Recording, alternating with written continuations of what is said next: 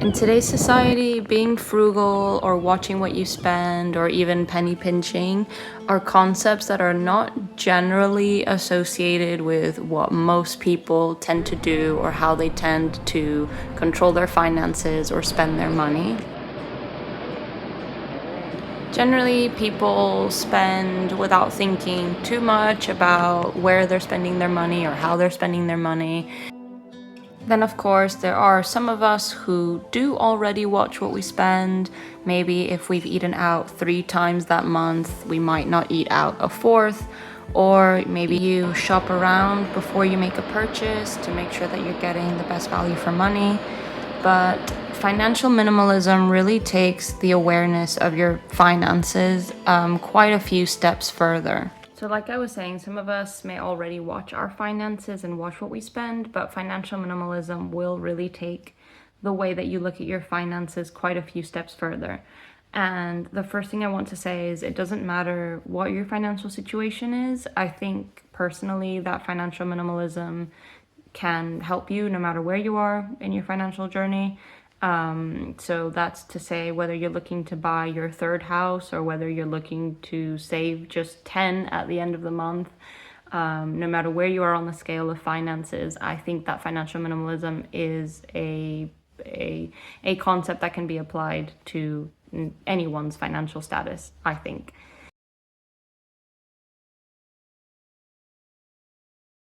With financial minimalism, basically, it's just the same thing as minimalism. You're just very conscious of where you spend your money and how. And financial minimalism really helps you start defining clear goals and priorities, like I said, around your finances. So at first, that could be really simple. Like, for example, you can say something like, okay, I don't want to spend out on food anymore for this month. I'm going to try that. And then you might see at the end of the month how much money you've saved by not spending out on food, like eating out, for example. And then that usually inspires people to say, oh, well, I wonder what other areas of my finances I can basically declutter, I can reduce, so that I can maybe save more money or that I can use that money and put it somewhere else. So I just want to say everyone's finances are very, very personal, and I am not a financial expert. I don't pretend to be a financial expert. In fact, I'm sure there's many people who know way more about financial minimalism even than I do. So I'm not trying to be like a know-it-all about this. I'm just trying to share my experience and how much this concept has helped me change my finances. And I say this as someone who wasn't struggling with their finances, and I was saving money and I was okay, but it's fine.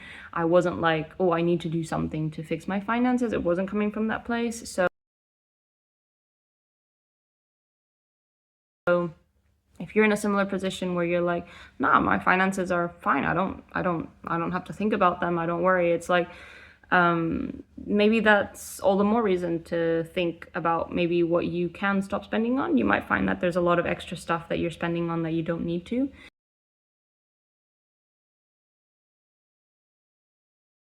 So that's really kind of what financial minimalism is, really. You're just decluttering your account and you're thinking about, okay, what do I need and what do I not need? Again, everyone's situation is completely personal and unique, but the point is financial minimalism will help you make your goals and your priorities clearer. So if you don't have financial goals, I think it's really important to have them, because that's pretty much, in my opinion, I think the only motivator to save money. If you have clear financial goals, if you say like, okay, I want to save X amount by X date, having that goal, especially if you have it physically, say for example, like coming up on like your account when you log in. Maybe you have a savings account, and some of them have fun, cute little banners that they say, oh, look, you're here and you've got this little bit left to go, or you've got all this amount left to go. This is what you'd have to do every month. And, there's apps, and there's just bank account apps, like from your own account, your account app, that have these fun features that can make saving fun. So again, I understand that these can be really basic tips, but that is the point of this video. It's to show that a very basic approach to finances can actually have a really big impact. You don't need to be a financial expert or know about investments or Bitcoin or a whole bunch of different things just to start having an impact on your finances. You also don't need to feel like there's no way out, or you don't need, if you feel like that, if you're in a situation where like, oh my gosh, like I can't even think about financial minimalism because I can't even save $5 at the end of the month, then I just want you to know that even in a situation like that, I really honestly think that financial minimalism may well actually help. You might be able to find some area where you can strip back or declutter.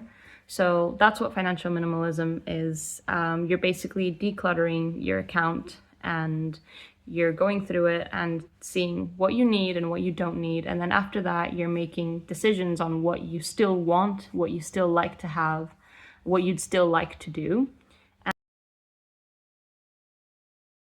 And you will find that as you cut out a few of the things, like say, for example, you come up with a goal like we just discussed, then you can say, okay, I want these 5 things, but I really want my financial goal more. So I'm going to reduce these 5 things to 3. So now I'm still prioritizing my financial savings goal. I'm still doing 3 out of the 5 things that I want. And what you'll notice when you declutter, like that is that those 2 things, for example, that you removed that you thought you really wanted or you really wanted to do, you'll realize, oh, actually, I don't really miss them that much. What can you do less of? So maybe there's something that you do, like say 8 times a month that you could do 4 times a month, for example.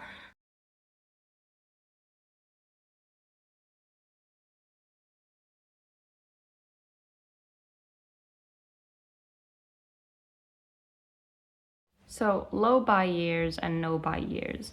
Again, as I went on my minimalism journey, I came across this concept. I saw a video by a girl who, it was like a TED Talk, and she explained how I think she did a no buy year, where you don't buy anything unless it's a necessity. So basically what that means is if you have to keep your car, then obviously you keep buying fuel and you do anything you need to for your car.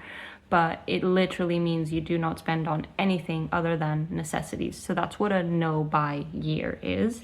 And a low buy year is pretty much the same thing, except you make allowances for, say, a few things that you choose that you're going to spend on throughout that year.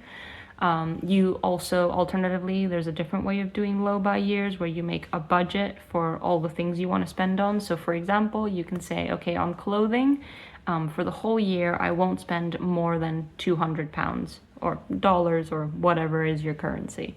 And so what that means is you basically have a set budget, a set allowance for the whole year, and that would be a low buy year. And you can do that for anything. So you can set a budget on the amount of houseplants you buy, or the amount of, I don't know,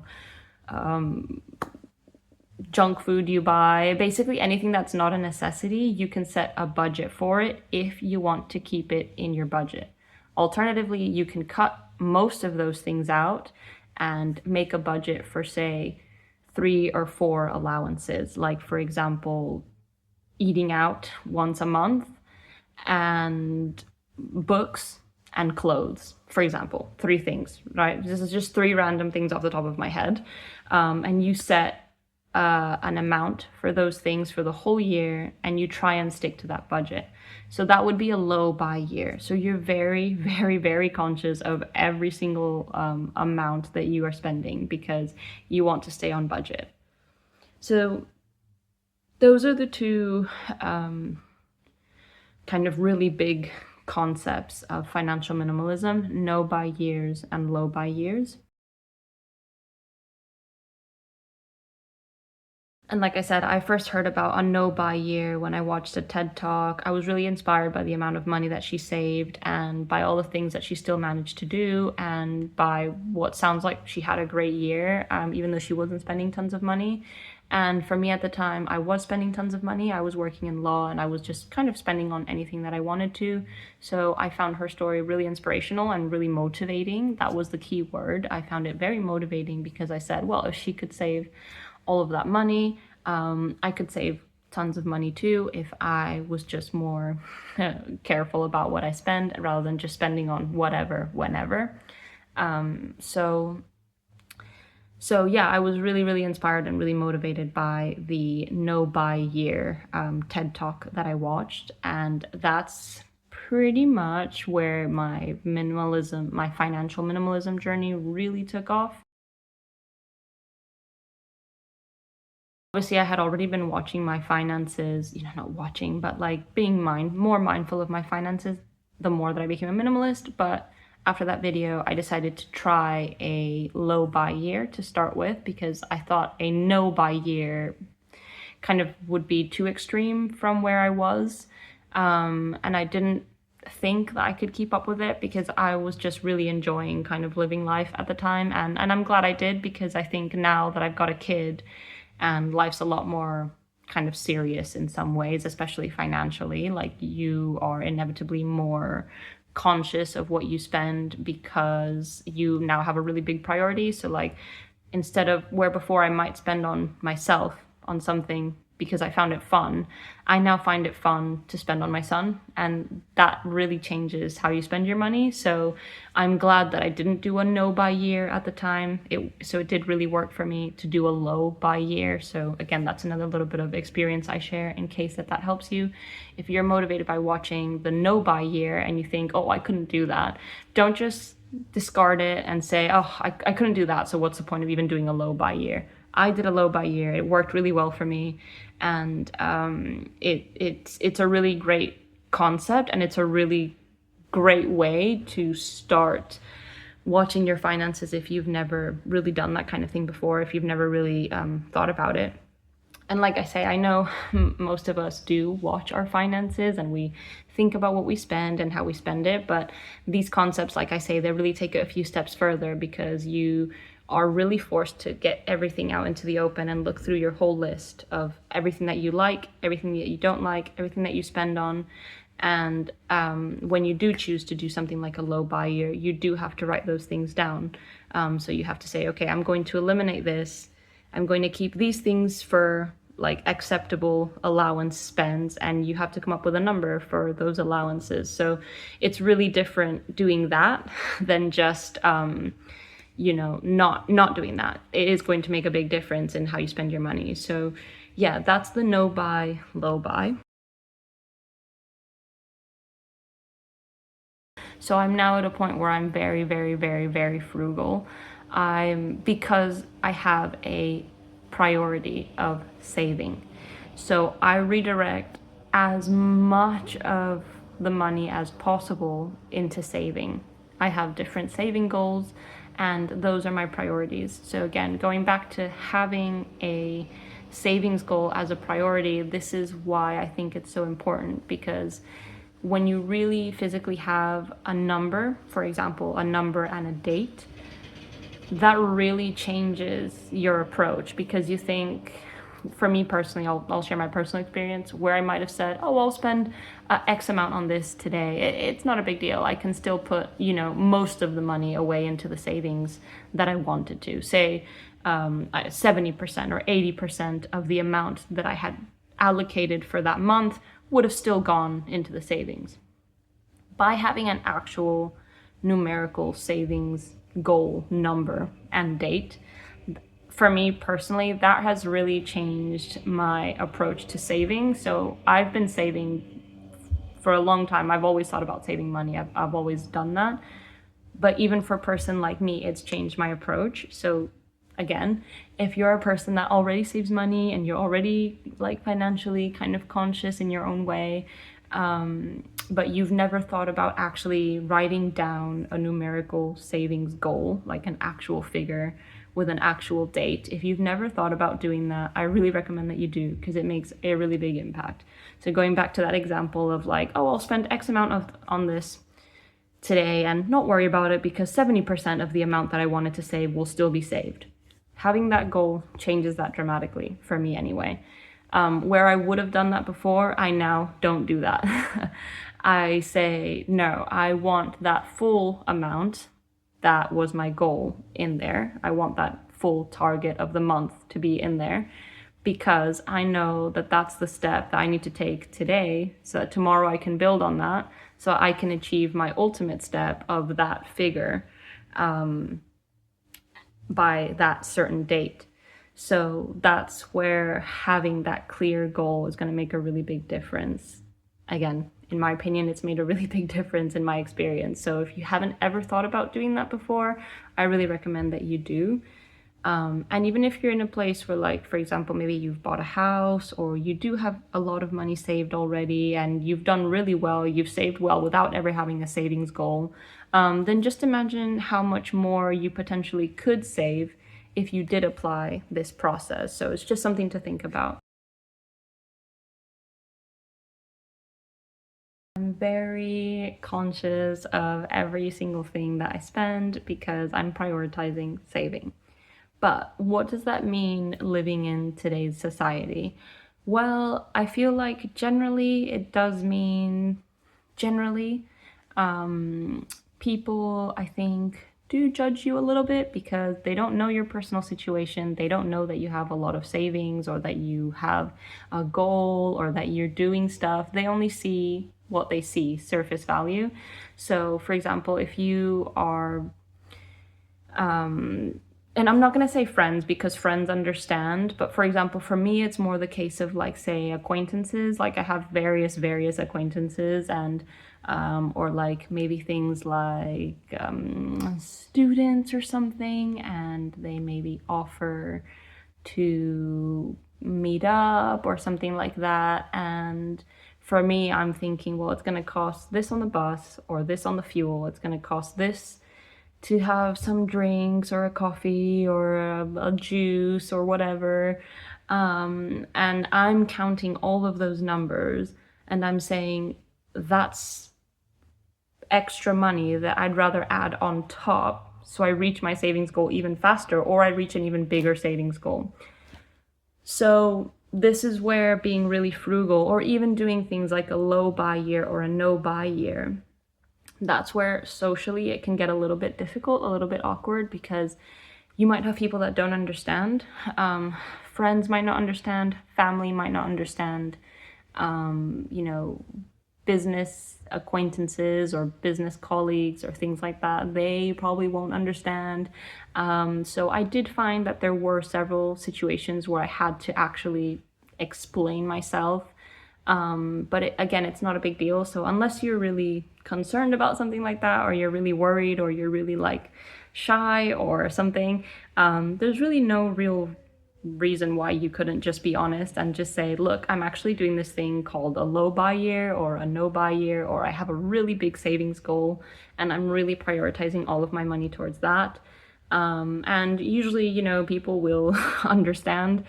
But for sure, in today's society, I have definitely felt like there were quite a few times where I have had to explain myself and justify maybe why I couldn't spend on something or why I couldn't buy something.